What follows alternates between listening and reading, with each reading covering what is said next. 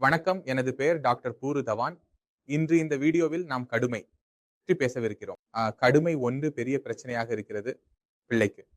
மற்றும் கடுமை பிள்ளை வருகிறது. கையில் இருந்தால் அது நடக்கிறது.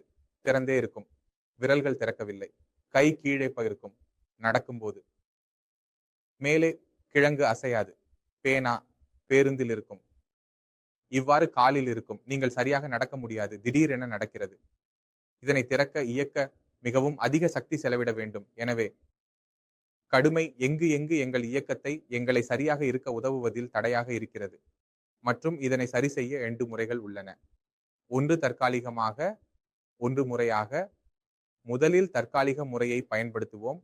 இதனால் எங்கள் கடுமை நமக்கு சுகம் தரும். நீங்கள் மசாஜ்களை செய்ய வேண்டும். எந்த மசாஜ் சீராகிவிடும். இப்போது நீங்கள் எப்படி செய்யலாம்? அது சீராகிவிட்டால் தற்காலிகமாக, சுகம் கிடைத்தால், வெப்பம் அளித்தால் அது கூட மசாஜ் சீராகிவிடும். இவ்வாறு தற்காலிக அடிப்படையில் பயன்படுத்தக்கூடிய மருந்துகள் உள்ளன. அவற்றால் நாங்கள் மசாஜ்களை சீராகிவிடலாம். உதாரணமாக பின்புற வலி மருந்துகள் நீங்கள் எடுத்தால் அது தற்காலிக சுகம் தரும். நீங்கள் மாத்திரை எடுத்துள்ளீர்கள். மசாஜ்கள் மென்மையாக மாறும். மருந்தின் விளைவு முடிந்தவுடன் மசாஜ்கள் மீண்டும் கடுமையாக ஆகும். எனவே இந்த தீர்வு எங்களுக்கு உதவாது. எங்களுக்கு நிரந்தரமாக வேலை செய்யும். சிகிச்சை தேவை. இப்போது கடுமை ஏன் வருகிறது என்பதை புரிந்து கொள்ளும் முன் நீங்கள் புரிந்து கொள்ள வேண்டும். எனவே மூளையில் எப்போது சேதம் ஏற்படும் போது கிளாட் அல்லது நரம்பு உடைந்தால் மூளையின் மசாஜ்களுடன் உள்ள இணைப்பு முடிகிறது.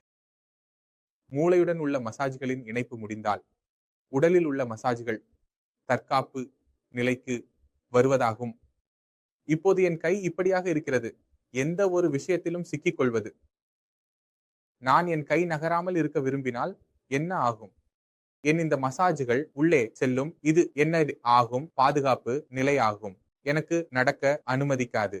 இந்த காரணத்திற்காக எப்போது யாருக்காவது பிள்ளை ஏற்படுகிறது, மூளையுடன் இணைப்பு முடிவுக்கு வருகிறது. மசாஜ்கள் அடிமையாக உள்ளே வருகிறன. இப்போது இந்த கடுமையை உடைக்க மிகவும் முக்கியம். கடுமை உடைக்கப்படவில்லை என்றால் நோயாளியின் வலி முடிவுக்கு வராது. இல்லையெனில் நாம் கையை திறக்கிறோம், நோயாளிக்கு வலி ஏற்படுகிறது. மசாஜ்கள் முழுமையாக திறக்கவில்லை என்றால் இயக்கமும் வராது, வரம்பும் வராது. இதை நிரந்தரமாக எப்படி முடிக்கலாம் என்றால் பிரச்சனையில் தீர்வு மறைக்கப்பட்டுள்ளது. பிரச்சனை என்னவென்றால் இணைப்பு மூளையுடன் மசாஜ் இருந்து போய்விட்டது. நாம் எந்த மூளை இணைப்பு மசாஜ் உடனடியாக மீண்டும் உருவாக்கினால் என்ன முடிவு வரும்?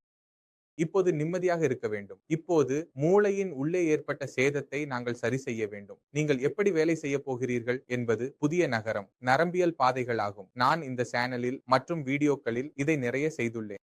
நான் இதை இன்று விளக்குவதற்கு முன் நான் உங்களுக்கு ஒரு சிறிய கிளிப்பை காட்ட விரும்புகிறேன். நீங்கள் ஒரு கிளிப்பை பார்த்தீங்களா? இதனால் என்ன நடந்தது அப்படி என்பதை நீங்கள் புரிந்தீர்களா? சில புரிந்தது. நான் 2 நரம்பியல் செல்களை பற்றி பேசுகிறேன். இது நமது மூளையை பற்றியது. நரம்பியல் செல்களால் நமது முழு மூளை உருவாகிறது. அதனால் இவற்றின் உள்ளே நரம்பியல் பாதைகள் தொடங்கும் போது அவை ஒன்றுக்கொன்று இணைந்து உங்கள் கைகளை ஒன்றாக சேர்க்க ஆரம்பிக்கின்றன. இப்பொழுது நாம் வெறும் செல்களை பார்த்தோம். ஏனெனில் இதை நாங்கள் ஆய்வகத்தில் பார்த்தோம். 1 பேட்டரி டிஸ்கில் பார்த்தோம், மைக்ரோஸ்கோப்பில் பார்த்தோம். எனவே நாம் 2ஐ பார்த்தோம். இப்போது மூளையின் சிந்தனையின் மையத்தில் ஒன்று செல்கிறது. அதன் அருகில் எத்தனை அதிகமான செல்கள் இருக்கும்? அவை சுற்றி இருக்கும். இப்போது இதன் இணைப்புகள் எத்தனை ஆயிரக்கணக்கான செல்களுடன் இருக்கும்? எனவே உங்கள் மூளையின் ஒரு செல் கூட எத்தனை செல்களுடன் தொடர்புடையது என்பது உங்கள் மூளை எவ்வளவு சிக்கலானது என்பதை பொறுத்தது. இப்போது உங்கள் உள்ளே உங்கள் பற்றி சிந்திக்கவும், ஒன்று மாபெரும் அறிவியலாளரை பற்றி சிந்திக்கவும் உங்கள் உள்ளே. மேலும் ஒன்று மாபெரும் அறிவியலாளரை நினைத்துக் கொள்ளுங்கள். சாட்டனில் என்ன வேறுபாடு உள்ளது? அவர்கள் ஏன் இவ்வளவு சிந்திக்க முடிந்தது? மற்றவர்கள் வந்து சிந்திக்க முடியாதது? அவர்கள் ஏன் இவ்வளவு வேலை செய்ய முடிந்தது? காதலால் செய்ய முடியாதது? இதில் வேறுபாடு என்னவென்றால் அவர்களின் மூளையின் ஒன்று செல் கூட எத்தனை செல்களுடன் தொடர்புடையது. ஆகையால் நாங்கள் என்ன செய்ய வேண்டும்? டயாலிசிஸ் நோயாளிகளின் உள்ளே இது இழப்பு ஏற்பட்டது. சிலர் இறந்து விட்டனர். நாம் அவர்களின் இணைப்புகளை அதிகரித்தால் நமக்கு மீட்பு காணலாம். இந்த மீட்பு ஏன் வந்தது என்றால் மூளையின் உள்ளே நடந்த இயந்திரத்தை பார்த்தீர்கள். இதனை நரம்பியல் நியூரோபிளாஸ்டிசிட்டி என்று அழைக்கிறார்கள். இப்போது நரம்பியல் பிளாஸ்டிசிட்டி மிகவும் முக்கியமானது மற்றும் இதன் முடிவுகள் முற்றிலும் சிறந்ததாக இருக்க வேண்டும் என நான் விரும்புகிறேன். முடிவுகளை பாருங்கள். வணக்கம். நீங்கள் முடிவுகள் எவ்வளவு கவர்ச்சிகரமாக இருக்கின்றன என்பதை பார்த்தீர்களா? நீங்கள் தைரியம் இழக்க ஆரம்பிக்கும் இடத்தில், உங்கள் பாராலிசிஸ் சரியாக இருக்க முடியாது என்று நீங்கள் நினைக்கும் இடத்தில் இது நரம்பியல் மாற்றம். நீங்கள் இப்போது தைரியம் இழக்காமல் உடற்பயிற்சி, உணவு, நரம்பியல் மாற்றம் ஆகியவற்றை தொடங்குங்கள். இந்த நோயாளிகளுக்கு கிடைத்த முடிவுகள் உங்களுக்கும் கிடைக்கும். மனதில் ஏதேனும் கேள்விகள் இருந்தால் நீங்கள் வரவேற்கப்படுகிறீர்கள்.